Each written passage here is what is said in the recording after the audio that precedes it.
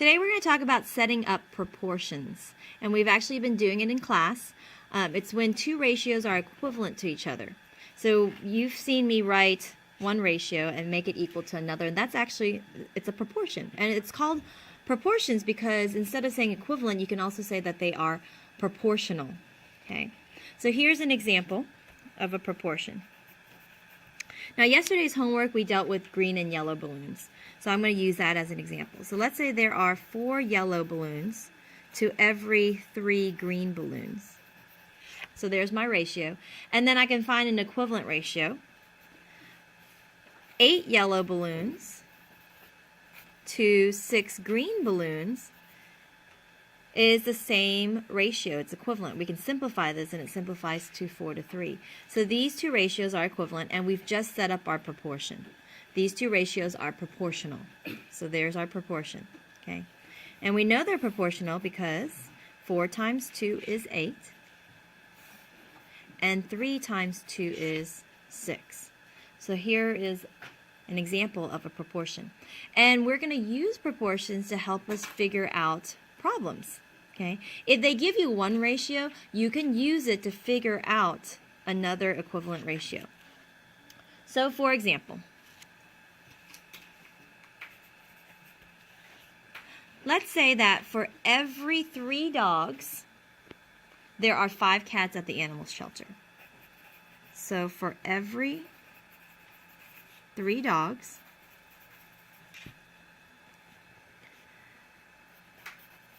there are 5 cats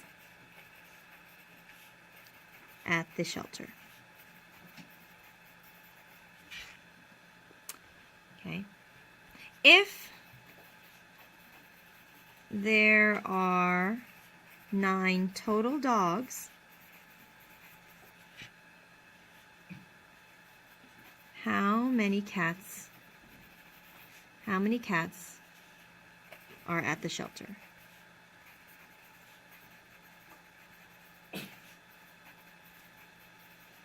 Okay, so we know that for every 3 dogs, there are 5 cats at the shelter. If there are 9 total dogs, how many cats are at the animal shelter? Now, I chose some really easy numbers. You could probably do this in your head. You could see that, oh, you have 3 times as many dogs, so we should have 3 times as many cats, right? And I chose some easy numbers, but on your tests and on homework, it's not always easy like this. So you still have to set up the proportion. Okay, even if you can do it in your head, you need to set up the proportion to show me your work. So we're going to use the first ratio. There are 3 dogs to 5 cats, to every 5 cats. We're going to use this ratio to help us figure out, well, what if we had 9 dogs?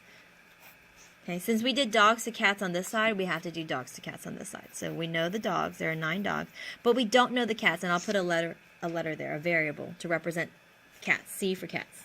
Okay. Now that we've set up our proportion, we can see how they're related. Well, you can see there's 3 times as many dogs, so therefore there has to be 3 times as many cats. And 5 times 3 is 15. So the number of cats at the shelter are 15. Okay, there are 15 cats at the shelter. Now your numbers aren't always going to be nice and easy, and you're not always going to see a direct relationship.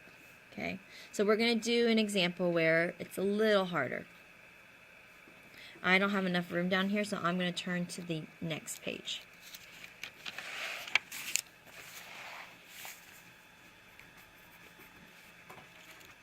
So in our next example, let's say that there are 5 boys to every 2 girls. Oh, actually, that's an easier one. Actually, let me give you a harder one. The harder one would be you earn $63 for 18 hours of work.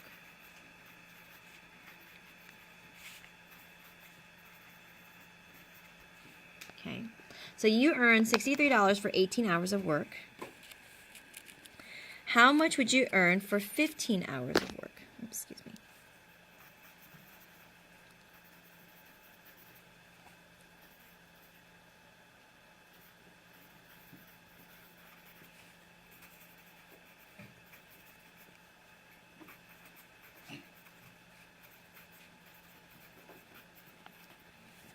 So we set up our proportion. You earn $63 for 18 hours of work. How much would you earn for 15 hours of work? So we know the ratio is $63 to 18. Okay.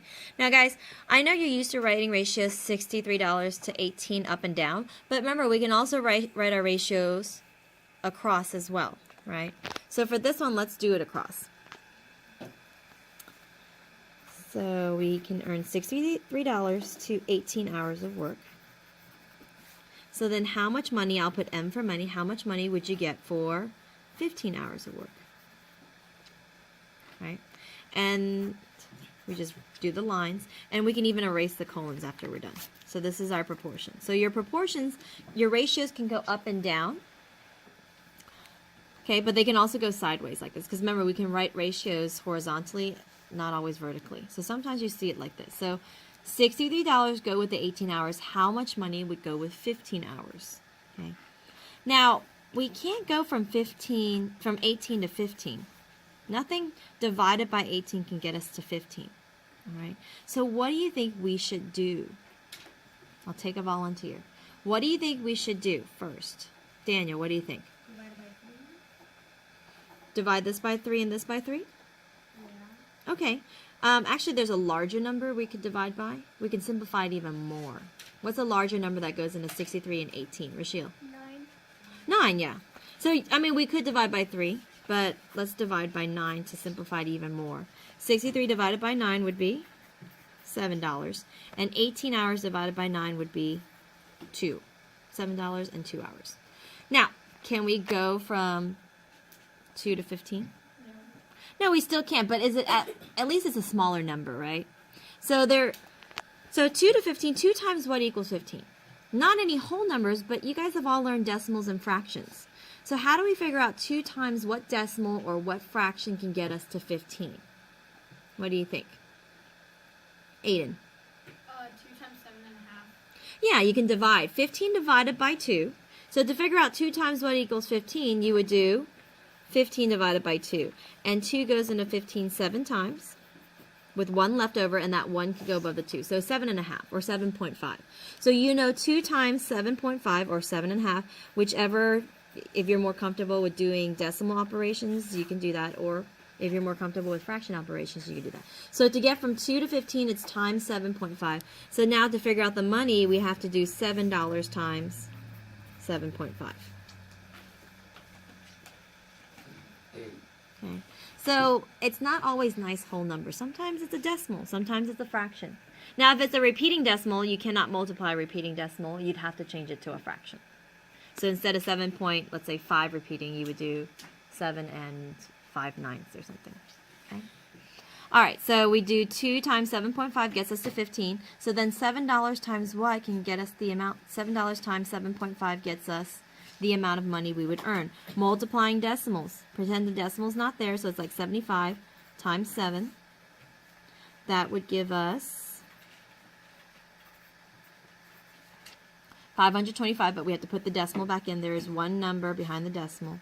So you would earn, for 15 hours of work, you would earn $52.5, which is 50 cents. So the amount of money you would earn for 15 hours would be $52.50. Okay? So your proportions don't always go up and down. Sometimes they go horizontally, and then you could figure out the relationship this way. Let's do one more.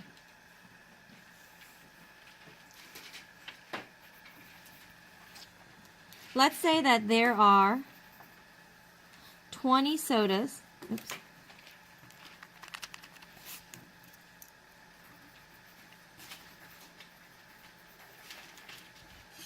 And 12 pizzas.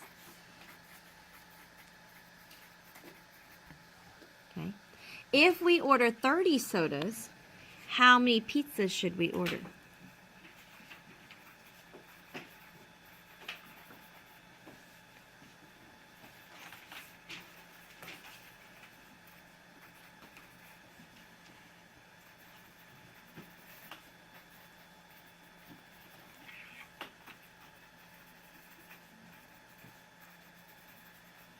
So again, we're going to set up the proportion.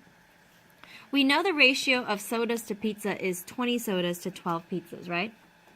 So we're going to write that. And this time I'm going to write it up and down. So we know that 20 sodas is to 12 pizzas. We're going to use that information, that ratio, and find an equivalent ratio. So what if we ordered 30 sodas? And your 30 sodas would have to go on top because we did sodas to pizzas. Now, if we did pizzas to sodas, then the sodas would be on the bottom. So that's why we write in the words to make sure they match. So let's say we had 30 sodas, P for pizzas. How many pizzas should we order? So there is our proportion. Okay, we've set it up. But we can't go from 20 to 30. 20 times, it's not an easy relationship to see here, right? Can't think of a number off the top of our head. So we should simplify. The 20 sodas and 12 pizzas can simplify to divide it by 4, and that would be 5 sodas to every 3 pizzas. So 5 sodas to 3 pizzas. Now do we see a direct relationship? This one's not like this one where we'd have to multiply by decimal. You can multiply by a whole number. 5 times 6 is 30. So then pizzas times 6 would be 18. So your pizzas here would be 18 pizzas. So sometimes simplifying helps us see a direct relationship. And even if it doesn't, like in this case, simplifying didn't help us, at least it made our number smaller, so it was easier to figure out the decimal that we need to multiply to get to 15. Okay? So on your homework, when you come up with a word problem, you need to set it up and show me that you've set it up correctly as a proportion, the two ratios equivalent to each other, and using one ratio to help you figure out the other ratio.